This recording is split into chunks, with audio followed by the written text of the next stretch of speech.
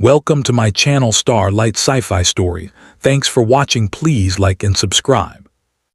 The stars above Arcturus IX burned cold and distant, but for Ambassador Jaren Hale, they felt like the eyes of 1,000 civilizations judging him. He stood alone on the observation deck of the human diplomatic vessel Endeavor, staring out at the glittering expanse of the Zorian Empire. This mission had been his life's work, the first official contact with a species rumored to be as ancient as the galaxy itself. Every step of his journey had been calculated, studied, and rehearsed. And yet, standing at the edge of their capital, he felt the strange pull of uncertainty tightening around his chest. "Ambassador," a voice came from behind him. It was Lieutenant Mara Chen, his security attaché. She always seemed to arrive at the moment tension threatened to choke him. "We'll be docked in 10 minutes. The Zorian officials will expect immediate presentation." "I know," Jaren replied, though his mind was elsewhere. "Do you ever get the feeling," he began quietly, "that we're walking into a story we're not meant to understand?" Mara frowned. "Only every time we meet an alien empire older than our own history. Focus, Ambassador. One mistake, one misstep, and we die before even getting to speak." He turned to her, giving her a tight smile. "Yes, I'll remember that." But deep down, he feared it might not be enough. The docking clamps hissed and locked. The Endeavor shuddered as it settled against the Zorian orbital platform. Jaren's pulse quickened. Every training drill, every simulation of interstellar protocol had led to this moment. He had learned their language, their history, even their forms of politeness down to the exact degree of bowing for each rank. And yet, the feeling of walking blindly into a room of creatures who could crush him with a thought was more real than any simulation. The transport corridor was silent as they moved toward the main chamber. Jaren's heart beat in time with the faint hum of the ship's artificial gravity. Ahead, the doors to the Zorian throne hall opened with a reverent hiss. The chamber was vast, impossibly large, with ceilings that seemed to stretch into infinity. Crystal pillars reflected the soft bioluminescent light that bathed the room in shades of violet and silver. At the far end, the throne sat elevated on a platform, carved from a single piece of blackened starstone that seemed to drink in the light around it. And there, seated with regal composure, was the Zorian sovereign, tall, luminous, her skin glinting like dark metal in the soft light, eyes glowing faintly with an inner fire. "Ambassador Jaren Hale," her voice echoed through the chamber, resonant and commanding. "You stand before the Zorian sovereign as the first representative of your species. Speak your purpose." Jaren swallowed hard. "Your Excellency," he said carefully, "I come on behalf of humanity to negotiate a trade accord. Our people seek energy resources to secure our planet's future. We come in peace, with respect for your sovereignty and history." The sovereign's eyes narrowed, but only slightly. She gestured, and the chamber doors slid open further, revealing a group of Zorian advisors. They moved with unnatural grace, their movements synchronized as if choreographed. One stepped forward, bowing. "Sovereign," it said, voice like wind over crystal. "The human presents words of peace, but intentions are unreadable. Shall we allow them further access?" The sovereign's gaze returned to Jaren. "They will enter the court. But know this, deception is invisible only to the foolish. Every word, every thought, every half-hidden motive is transparent here." Jaren's stomach tightened. He nodded. "I understand." They moved through the court, every step measured and precise. Jaren noticed the strange elegance of the Zorians. Every surface, every decoration seemed both functional and ornamental, as though the entire world had been designed to be a reflection of its creator's perfection. And yet, beneath the beauty, he sensed danger. The slightest misstep could be fatal. At the throne, he was commanded to kneel. "Ambassador," the sovereign said, "your species values ceremony. You have observed our customs. You will speak now of the treaty, of your intentions, and of your respect for our people." He cleared his throat. "Your Excellency, humanity recognizes the greatness of the Zorian Empire. Our scientists have studied your cities, your technologies, your histories. We come seeking trade, sharing, and the chance to learn from your people." There was a pause. Then, with a suddenness that made his heart jump, the sovereign leaned forward slightly. "And yet," she said, voice low and dangerous, "I sense more than respect. There is curiosity, admiration, desire." Jaren froze. The words were not what he had intended to convey, at least, not in a way that mattered here. And yet, the sovereign's translator interface, an organic implant that interfaced directly with neural pathways, had interpreted his thoughts. Not just his words. His surface intentions, yes, but also the fleeting admiration he had tried to suppress. I only meant to express respect for your civilization," he stammered. "Respect," she echoed, tilting her head. "Or recognition." Recognition. The word slashed through him like a blade. In this culture, spoken truth was not just verbal, it was existential. The sovereign's eyes bored into him. "You see me, Ambassador Hale, not as a ruler, not as a symbol, you see me." He could not deny it. In that moment, he had recognized her magnificence, not her crown, not her authority, but the being beneath it. And now, because of that recognition, he was in a position he had never trained for. "You have spoken thoughts that can bind you," she continued, rising from her throne. Her height was imposing, her presence like a tide of gravity. The recognition of a Zorian sovereign carries consequences. Jaren's pulse raced. He had prepared for diplomatic failure, for insult, for misunderstanding. But this was uncharted territory.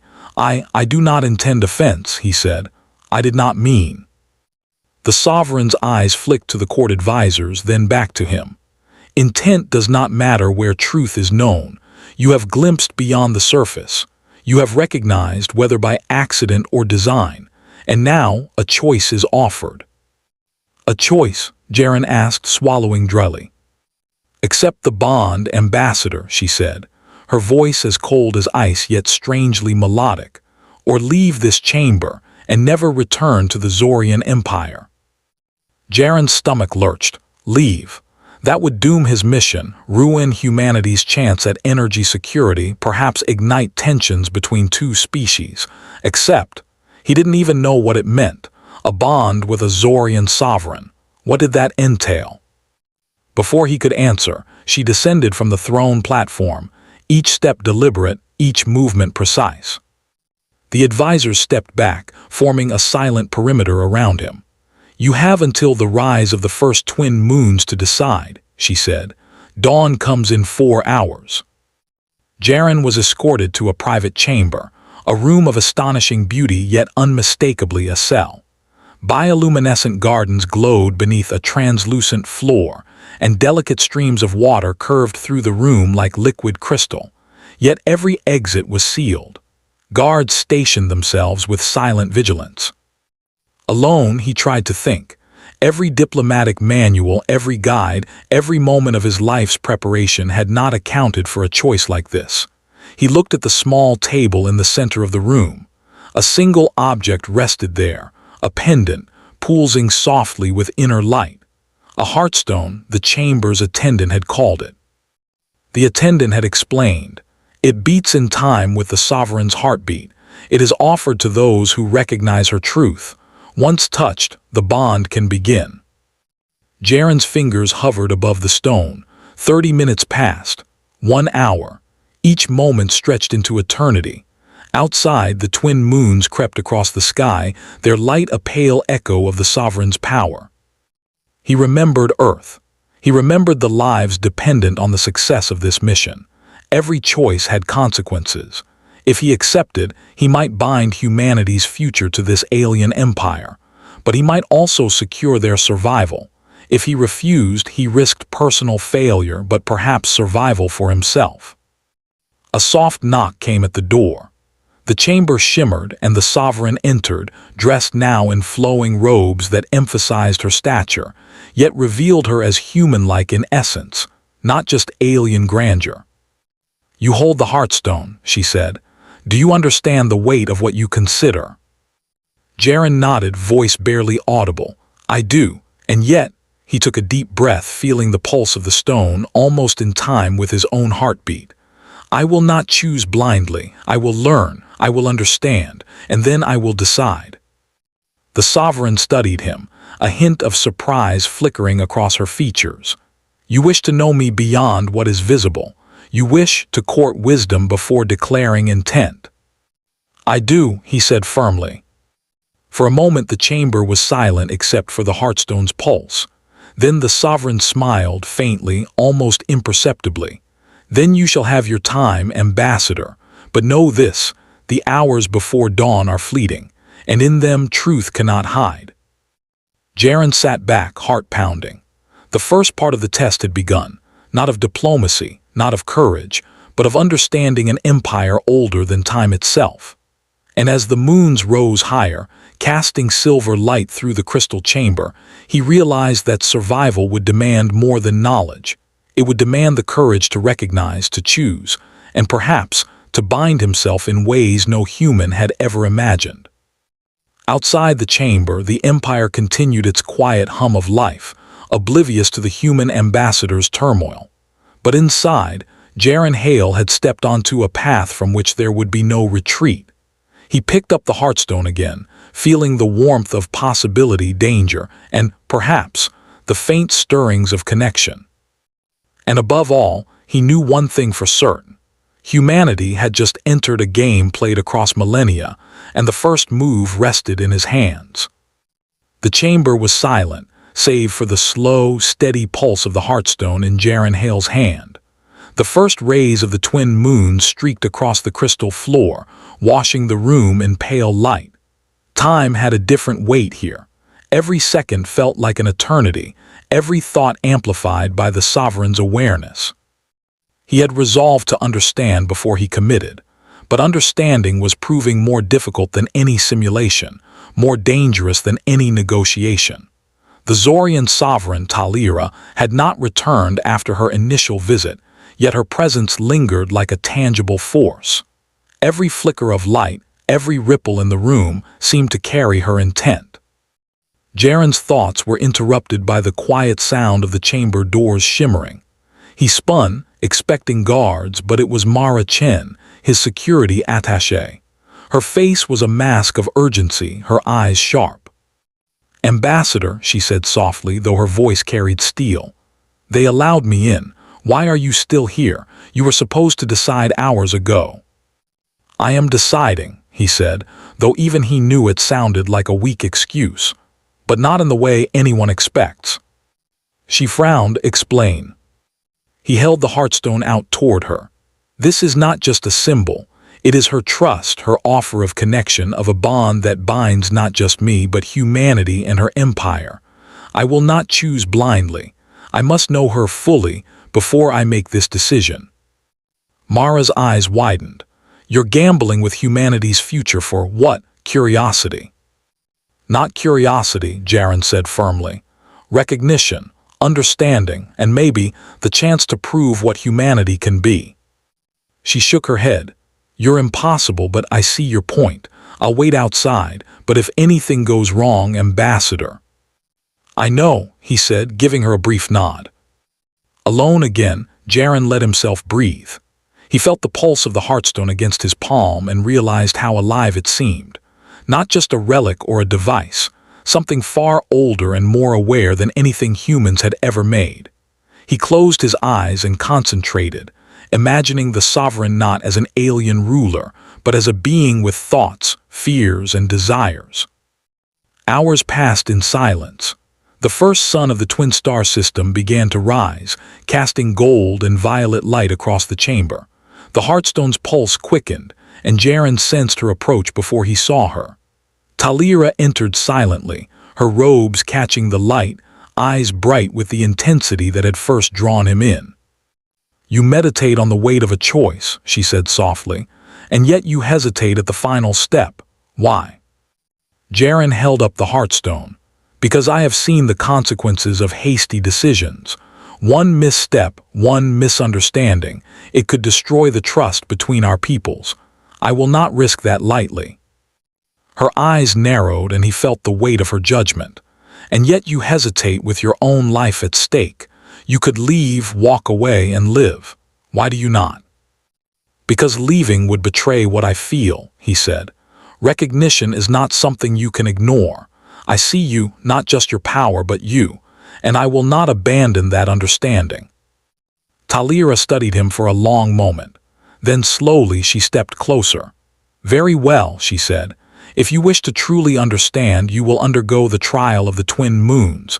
It is ancient and it tests more than words. It tests intent, courage, and truth of heart. Jaren swallowed. A trial. Yes, she said, her voice firm. Only through the trial can one prove the readiness for a binding. You will walk through the garden of mirrors, where thought, emotion, and intent are made real. Only if you survive and are not found wanting can the bond be formed. He nodded. He had studied Zorian customs, but trials of this magnitude were rarely recorded or explained. This was uncharted territory, but it was the only way forward. Talira led him to a side chamber, a doorway of black metal glowing faintly with alien runes. She gestured, and he stepped inside. The walls shifted, the floor dissolved beneath him, and he found himself in the garden of mirrors. It was a place of impossible geometry, where reflections moved independently, and the stars above were mirrored in infinite repetition. Each step echoed in ways that seemed impossible, and then the mirrors began to shimmer, revealing images, memories, fears, truths of his own mind. First he saw Earth, its cities burning with war, its forests dying under human hands, faces of people he had never met suffering because of human greed or ignorance. He froze. "I have done nothing," he whispered, though the mirrors seemed to echo accusingly. "Intent is not innocence," a voice said. Jaren turned, and there she was, Talira, appearing in multiple reflections, her gaze piercing. "The garden shows what you are willing to face, not what you hope to hide. To bind, you must accept yourself fully." Jaren's heart pounded. He stepped forward, determined. He would not turn back. He had come this far for humanity, for trust, for understanding, and if he failed, he would do so knowing he had faced truth, not illusion. The mirrors shifted again, showing another vision, this time of Talira. He saw her not as the commanding sovereign, but as a being alone in a vast empire. She had waited centuries, observing generations pass, seeking someone who could see her, not her title, not her power, but her soul. And he realized something. The fear he felt was mirrored in her own, just in a different form. She too had something to risk. "You see me," she said from the shadows, her voice echoing. "Do you understand what that means?" "I do," Jaren said, voice steady. "Recognition is not flattery, it is truth, and I recognize you fully." The mirrors rippled and the images dissolved.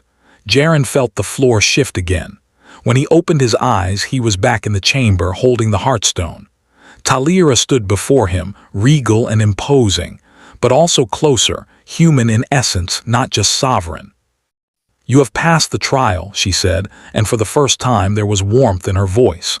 "You understand the gravity of what you choose, and yet choice remains yours. Speak your intent." Jaren took a deep breath.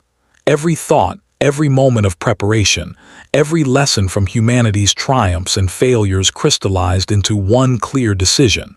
He held the Heartstone out to her. "I choose the bond," he said. "Not because it is safe, not because it is expected, but because I see you. And I believe that together we can honor what humanity and your people can become. I accept the responsibility, the weight, the future, and I bind myself to you, Sovereign Talira, not as a subject, but as a partner." Talira's eyes softened and she stepped forward, taking the Heartstone in her own hand. The pulse of the gem intensified, resonating between them.